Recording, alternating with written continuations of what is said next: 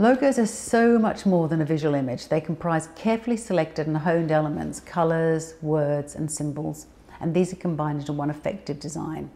One of the most important elements is colour. We'll recognise a bank, a brand of chocolate or a car company by their colour. It differentiates competitors, but it's especially honed for that brand too. Symbols are another important element. They give us something to fall in love with for a brand, especially if they're realistic. A lion represents strength, for example, an eagle for clarity, or an apple for nourishment. We're drawn to and reassured by the brands that display them. And multinationals spend millions fighting to use a simple piece of fruit.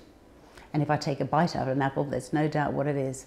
The third element is the name. And the name of a brand can be heard as well as read, and as such trigger different responses in us. Sounds like bitty and gooey sound different. The shape they make typographically is different.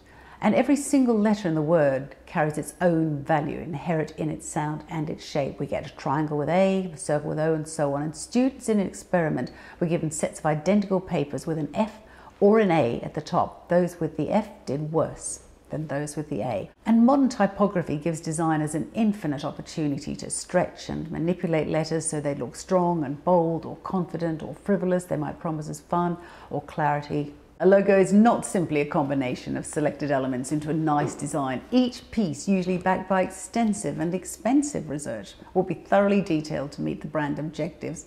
And its relationship with every other element will be considered in minute detail. Every letter space, every hue and tone, and every final application will be considered before the logo is launched.